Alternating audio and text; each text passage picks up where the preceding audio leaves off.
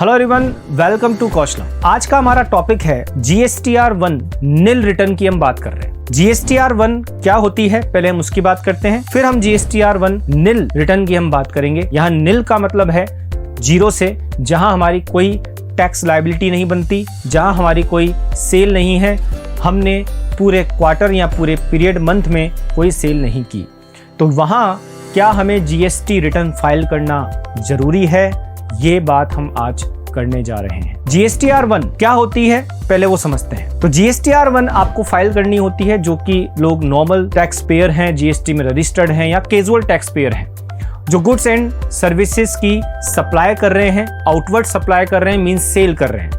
उन्हें अपनी इस रिटर्न में बताना होगा, इस स्टेटमेंट में ब्यौरा देना होगा, डिटेल देनी होगी कि उन्होंने उस पूरे क्वार्टर, उस पीरियड, उस मंथ में कितने रुपए की सेल की है। अब क्योंकि ये GSTR1 फाइल करना जरूरी है, तो कई लोगों के मन में ये क्वेश्चन है कि सपोज अगर मैंने पूरे पीरियड में, जिस पीरियड की रिटर्न की मैं बात कर रहा हूँ, मंथली या क्वार्टरली, जो भी मेरा सिस्टम है रिटर्न फाइलिंग का, अगर इस पीरियड में मैंने कोई भी सेल या आउटवर्ड सप्लाई नहीं की है, तो क्या मुझे GST रिटर्न फाइल करना जरूरी है? तो मैं आपको बता दूं, GSTR1 फाइल करना तब भी जरूरी है जब आपकी सेल, आपकी आउटवर्ड सप्लाई नील है, जीरो है। जी हाँ, तो आप ये ना सोचें कि अगर आपने कोई आउटवर्ड सप्लाई नहीं करी है तो आपको GST रिटर्न फाइल नहीं करनी है। GSTR1 आपको फाइल करनी होगी, चाहे आपकी आउटवर्ड सप्लाईज, आपकी सेल जीरो है। यहाँ पर ध्यान देने वाली बात यह है कि अगर आप GSTR रिटर्न फाइल नहीं करते हैं, चाहे वो नील रिटर्न है, आप फाइल नहीं करते हैं, तो मैक्सिमम 500 रुपए तक की पेनल्टी या चार्जेस, फाइन आपसे लिया जा सकता है। 250 for CGST and 250 for SGST। चलिए, इसलिए हम आपसे बात करने जा रहे हैं कि ये GSTR1 जो नील रिटर्न है, आप खुद भी फाइल कर सकते हैं, क्योंकि कोई डिटेल, कोई डेटा आपको वहाँ पर नहीं देना है, सिर्फ आपको नील रिटर्न फाइल करनी है, जीरो रिटर्न फाइल करनी है। तो वो रिटर्न आप कैसे फाइल करेंगे GST पोर्टल पर, आज हम इसकी बात करने जा रहे हैं।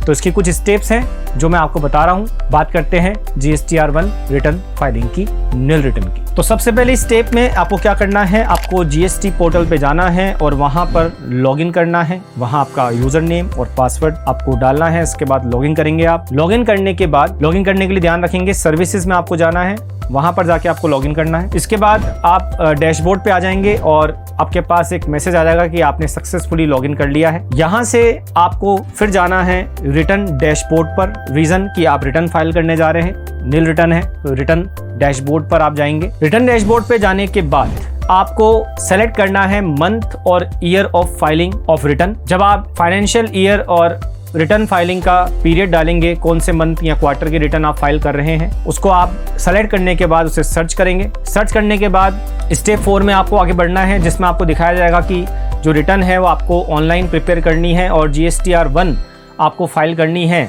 तो GSTR1 की ड्यू डेट आपके सामने आ जाएगी और उस ड्यू डेट के अंदर अंदर आपको वो रिटर्न फाइल करनी है। अब क्योंकि आपको रिटर्न फाइल करनी है ऑनलाइन, तो आप प्रिपेयर ऑनलाइन पे क्लिक करेंगे।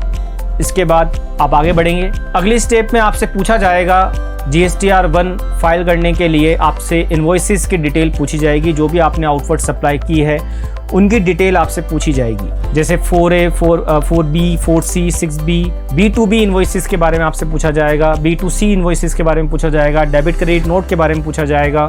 इन सब की वैल्यू आपको यहाँ पर डालनी है।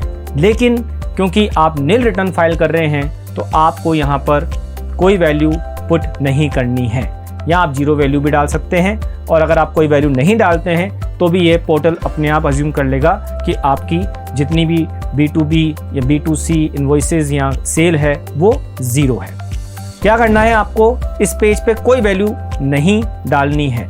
आपको सीधा जाना है जनरेट GSTR1 समरी पर। जैसे ही आप GSTR1 समरी पर जनरेट करेंगे, क्लिक करेंगे, 2 मिनट में अंदर आपकी GSTR1 समरी जनरेट हो जाएगी। जनरेट होने के बाद आपकी जितनी भी वैल्यूज हैं वो सब जीरो हो जाएंगी। जितनी भी इनवॉइसेज या सेल्स की वैल्यू हैं, जितने भी अमाउंट्स हैं, सब जीरो हो जाएंगे। इसके बाद आपको क्या करना है, इसके बाद फाइनली आपको सबमिट करना है। सबमिट करने के बाद आपको प्रीव्यू देखना चाहें तो आप प्रीव्यू देख सकते हैं और इसके बाद आपको रिटर्न फाइल करनी है। रिटर्न फाइल करने के बाद आपके पास एक मैसेज शो होगा और वहां आपके पास आ जाएगा कि सक्सेसफुली आपकी रिटर्न फाइल हो गई है। पर ध्यान रखें, पहले आपको आपको रिटर्न फाइल करने से पहले उसे वेरीफाई करना होगा with DSC means digital signature certificate से, या फिर EVC इलेक्ट्रॉनिक वेरिफिकेशन कोड से, जिससे आपके पास एक OTP आएगा और उसके बाद वो OTP आपको वहां इंसर्ट करना होगा। OTP मैच होते ही आप अपनी रिटर्न फाइल कर लेंगे। तो इस तरह आपको रिटर्न फाइल करनी है, नील रिटर्न, और इसके बाद एक जनरेट होगा एक्नॉलेजमेंट, जो कि इस चीज का एविडेंस है कि आपने अपनी रिटर्न सक्सेसफुली फाइल